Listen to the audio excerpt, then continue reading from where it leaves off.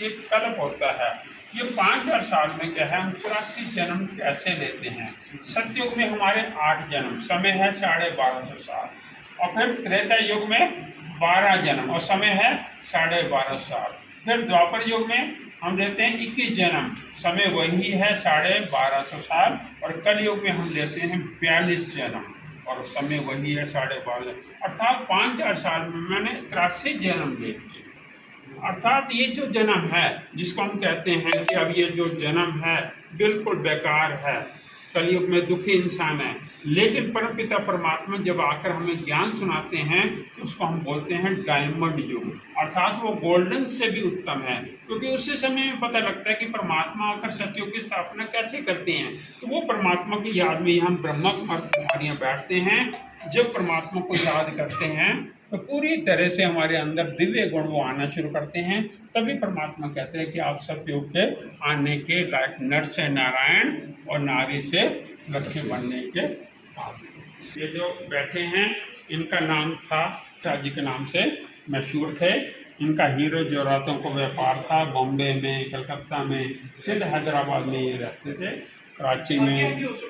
तो ये सब अचानक से परमपिता परमात्मा ने इनके शरीर के द्वारा उनको पता लगा कि परमात्मा मेरे द्वारा कुछ कार्य कर रहे हैं, तो उनका नाम रखा उस समय प्रजापिता ब्रह्मा। प्रजापिता ब्रह्मा, उनके द्वारा एक संस्था बनी जिसको कहा गया ब्रह्मा कुमारी। इन्होंने जितनी भी अपनी चल अचल संपत्ति सब समेट कर बहनों के नाम कर दी। वहाँ पर हम उस समय हमारी मम्मा जगदम्बा, जिसको कहते हैं जगदम्बा सरस्वती, जो ये पूरा यज्ञ को संभालती थी, और ब्रह्मा बाबा के परमपिता परमात्मा ब्रह्मा के द्वारा 6 से लेकर आज तक एक बट वृक्ष की तरह हो चुका है, जहाँ पर थोड़ी सी बहनें ये देखो आए थे जो आज हमारी दादियाँ कहलाई गई। धीरे धीरे सब दादियाँ जो है इस समय परिपूर्ण होकर अव्यक्त हो चुकी हैं। एक ही दादी है, दादी रत्नमोहनी जी, वो आगे चलकर आपको बताएंगे ये यज्ञ कैसे चलता है। पूरे चित्र में हिस्ट्री में बता रखा है कि ब्रह्मा बाबा कैसे पुत्रों के बच्चों के उत्तर देते थे। हिस्ट्री और ये पूरा इसमें, हाँ ये पूरा चित्र में इसमें बता रहा है। इस चित्र में आइए, ये है कि हमारी संस्था की पूरी दुनिया में कोई भी संस्था ऐसी नहीं है जो बहनों के नाम से, एक यही है संसार में जो प्रजापिता ब्रह्मा कुमारी के नाम से कहलाई जाती है। अर्थात सारे इसको जो ऑपरेट करने वाली हैं बहनें ही हैं।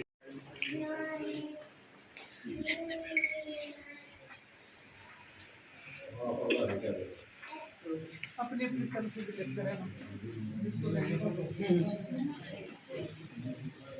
दुनिया में सबसे पहले आत्माएं उतरी थी, उन्होंने शरीर लिए थे, तो उसको स्वर्ग कहा जाता है, पैराडाइज करता है। स्वर्ग में ये नई दुनिया शुरू हुई, तो धीरे धीरे धीरे धीरे तो चाहे ये दुनिया में कैसे डाउन होती है। स्वर्ग में क्या होता है, वहाँ पर जानवर भी यही पानी पीते हैं, बच्चे भी एकदम फ्री माइंड रहते हैं, उसको हम जीवन मुक्ति बोलते हैं। किसी प्रकार से टेंशन नहीं होती है। वहाँ हमारे जो है सेलिब्रेशन और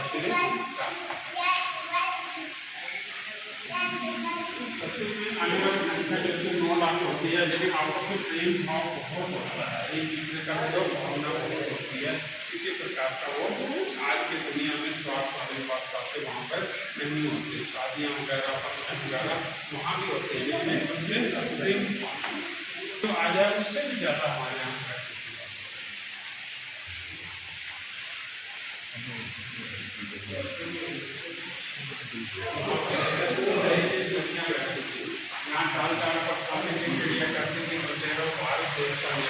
तो कैसा भारत देश था, सोने के पहाड़ से किसी चीज की कमी नहीं थी। और हमारे जो अधिकारी जो हमारे वाले लक्ष्मी लक्ष्मी नारायण महाराजा महारानी चला जाते थे। उसके बाद जो है ये दिखा रहता है राम और सीता का राज्य होता है। सत्युग और त्रेता युग, 2 युग जो होते हैं ये सभी देवी देवताओं का युग है। सत्युग से त्रेता, और त्रेता से फिर कैसे हम द्वापर युग में जाते हैं, ये गिरने की अवस्था है।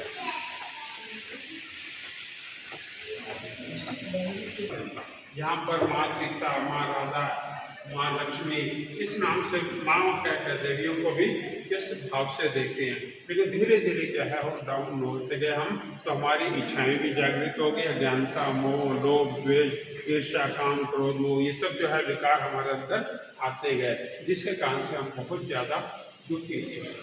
परमात्मा को याद करना शुरू किया तो उसकी पूजा के रूप में राजा विक्रमादित्य ने सबसे पहला मंदिर सोमनाथ मंदिर को बना। फिर उसके बाद धीरे धीरे और धर्म बढ़ते गए, यहूदी धर्म, बुद्ध धर्म, क्रिश्चियन धर्म, मुस्लिम धर्म, ये सब धर्म आते गए। क्या हमारे अंदर शांति आई? यहाँ बताया धीरे धीरे से हम निकालते हैं।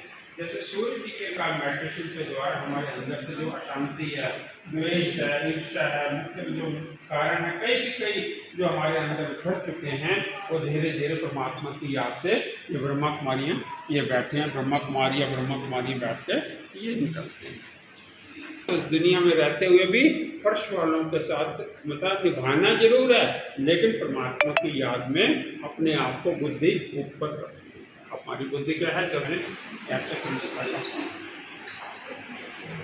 ये चित्र में देखिए कि हम राजयोग के द्वारा क्या क्या शक्तियां प्राप्त कर सकते हैं। मेडिटेशन करता है, अर्थात मेरे जो विकर्म किए हुए हैं वो कैसे वो पिघलते हैं, कैसे उसके अंदर फिर चेंज होकर कैसे हमारे अंदर शक्तियाँ आती हैं। सबसे है निर्णय करने की शक्ति।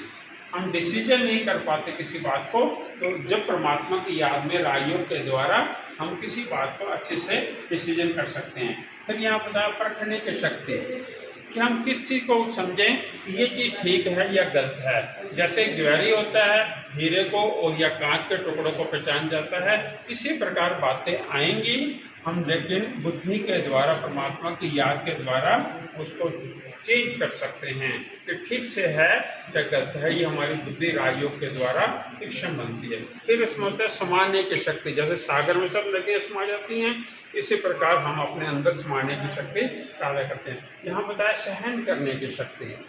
पेड़ को बच्चा पत्थर मार रहा है आम को, और उसका रिजल्ट क्या मिलेगा?